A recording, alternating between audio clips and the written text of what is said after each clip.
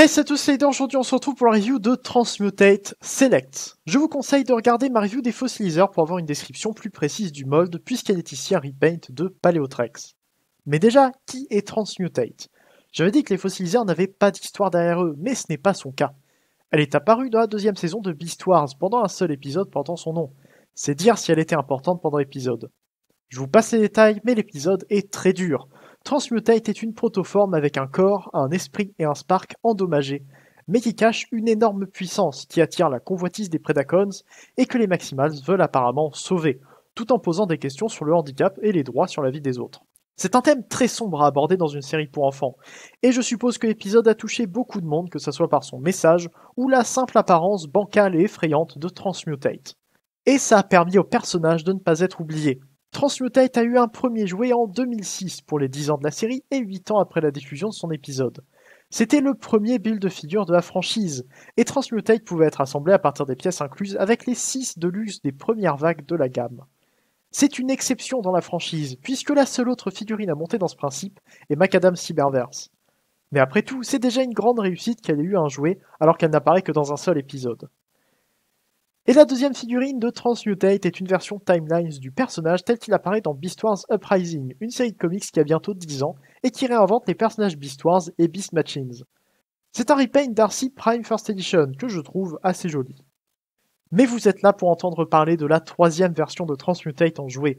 Comme je l'ai dit, il s'agit d'un repaint de Paleotrex, sorti en Select avec le numéro 25, et je dois avouer que les couleurs me plaisent beaucoup. Elle donne l'impression de révéler une certaine puissance avec le turquoise très lumineux qui sort en dégradé de ses pièces. Elle ne se transforme pas dans son épisode puisqu'elle en est incapable, mais on peut évidemment l'assembler ici en mode squelette de T-Rex pour profiter de la peinture sur ses dents.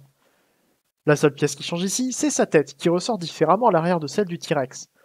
Je préfère le fait qu'elle tape moins dans les côtés que celle de Paleotrex, mais ça donne une crête étonnante au dinosaure. Rien ne change pour la transformation, et je trouve que le mode robot ne colle pas aussi bien qu'il pourrait au personnage, même si les couleurs sont très belles. TF Wiki propose d'échanger l'épaule avec la main pour la rapprocher de son modèle d'animation, mais il y a mieux à faire. Par contre, c'est dommage parce que la configuration de Transmutate proposée par Peacefather, qu'on verra juste après, n'utilise pas la pièce du torse, dont j'adore le placement des couleurs. Transmutate n'a d'ailleurs aucun logo de faction sur elle, ce qui est également une très bonne chose.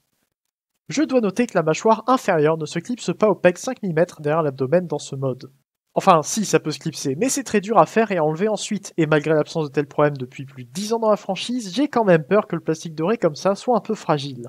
Passons donc au fan mode qui semble plus réussir à Transmutate. Elle prend ainsi plusieurs centimètres, devenant aussi grande que les plus grands Maximals, et se rapproche beaucoup de son apparence dans la série, avec un cou long, un corps difforme et des membres asymétriques.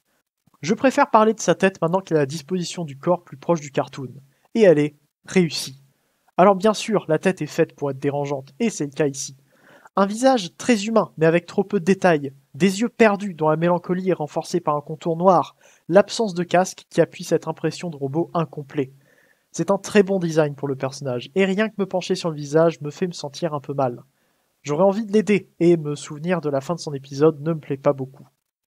La tête bouge vers le haut et le bas, tout comme celle de Paleotrex. Et comme sur les têtes des fossiliseurs, elle a également une pièce mobile, avec tout le dessus qui bouge pour la faire crier. C'est sa seule forme de défense dans son épisode. Un cri destructeur qui est aussi dangereux pour elle que pour les autres. La tête donne très bien une fois ouverte, et la peinture à l'intérieur de la bouche est un bon détail. C'est une présentation très courte, mais je n'ai pas grand chose à dire de plus sur Transmutate. C'est un personnage assez sombre, dont beaucoup n'aiment pas le design, mais qui porte une histoire que je trouve intéressante et importante. Concernant la figurine, je la recommande pour ceux qui aiment beaucoup la série.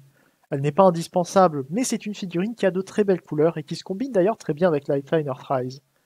La tête est magnifique et contrairement à Paleotrex, je me vois mal la donner à Primal comme massue. Transmutate mérite une vie paisible dans une étagère, entourée de ceux qu'elle peut appeler des amis. Merci à vous d'avoir regardé cette review. On se retrouve bientôt pour une prochaine vidéo. Stay there, fin de un jour, fin de autre chose et salut.